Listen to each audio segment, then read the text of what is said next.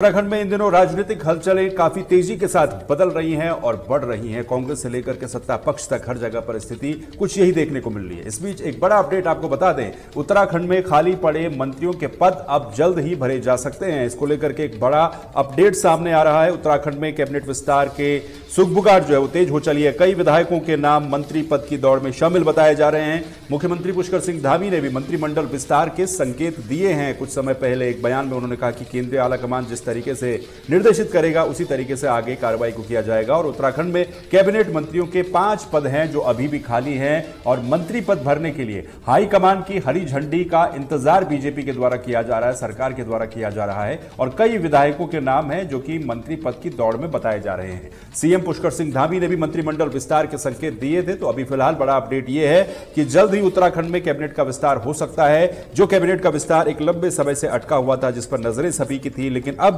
इस सरकार के कार्यकाल का महज 1.5 साल का समय बचा हुआ है। ऐसे में अब उम्मीद यह है कि जैसे ही हाईकमान की हरी झंडी मिलती है वैसे ही उत्तराखंड में मंत्रिमंडल का विस्तार किया जाएगा, नए मंत्रियों को कैबिनेट में शामिल किया जाएगा। कौन कौन से वो नए चेहरे होंगे इस पर भी सभी की नजरें हैं। किन किन विधायकों की लॉटरी खुलने वाली है इस पर भी सभी की नजरें हैं। और अब विधायक भी एक बार फिर से चौकन्ने हो चुके हैं, क्योंकि मंत्रिमंडल के विस्तार की सुगबुगाहट उत्तराखंड में तेज हो चली है।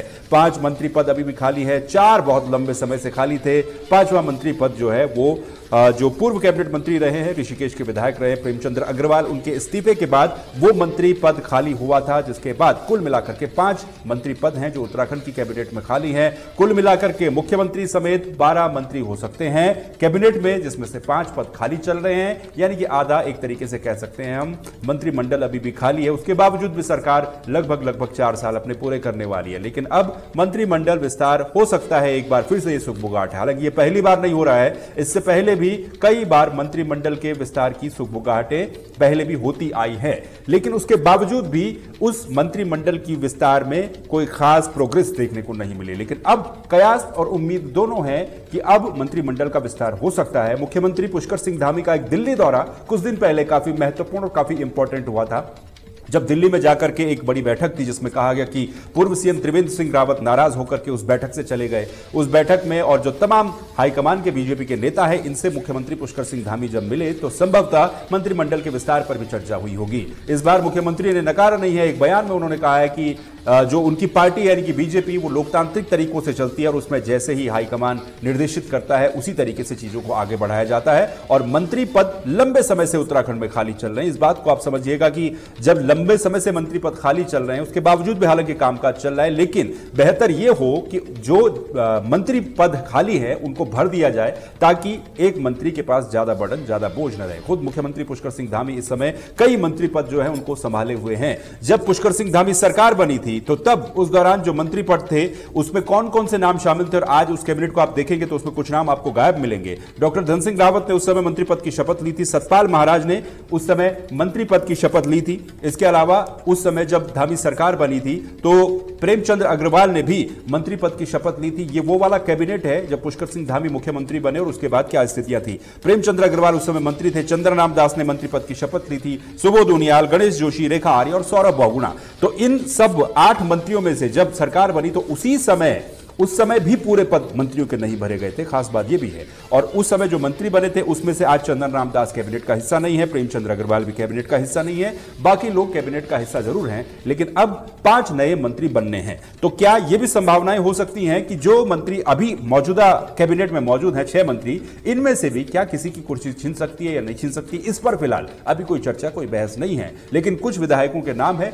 जिनके नाम लिए जा रहे हैं तरह तरह के जो मीडिया प्लेटफॉर्म है वहां पर भी और सियासी गलियारों में भी, यानी कि पॉलिटिकल कॉरिडोर्स में भी कई सारे विधायक ऐसे हैं जिनके नाम चर्चाओं में है कि उनकी लॉटरी इस बार लग सकती है। फिर चाहे वो बिशन सिंह चुफाल बहुत सीनियर लीडर है, उनका नाम शामिल हो, या बंशीधर भगत बहुत सीनियर लीडर है, उनका नाम शामिल हो सकता है कि इनको इस बार कैबिनेट में जगह मिले। हो सकता है कि जो खजान दास है, राजपुर के विधायक हैं, बहुत सीनियर नेता बीजेपी के माने जाते हैं, उनका भी नाम लिया जा रहा है कई जगहों पर। ऐसे ही करीबन 10 से 15, 1 दर्जन नाम है जो फिलहाल लिए जा रहे हैं कि इनमें से कोई भी 5 लोग मंत्री बन सकते हैं। इसमें देवप्रयाग के विधायक विनोद खंडारी का नाम नाम, रुद्रप्रयाग के विधायक भरत चौधरी का नाम, राम सिंह केड़ा का नाम, प्रदीप बत्रा का नाम, मदन कौशिक एक और सीनियर लीडर बीजेपी के हैं जो पहले भी मंत्री रह चुके हैं। तो अब नजरें इस बात को लेकर के हैं कि उत्तराखंड की जो कैबिनेट होगी उसका जब विस्तार होगा तो उसमें 5 नए चेहरे कौन कौन से शामिल होंगे। मुख्यमंत्री पुष्कर सिंह धामी जब दिल्ली गए तो उन्होंने एक बयान दिया था, आपको वो बयान सबसे पहले सुनाते हैं। दिल्ली में जब वो गए थे तो उन्होंने क्या कहा था मंत्रिमंडल विस्तार को लेकर के।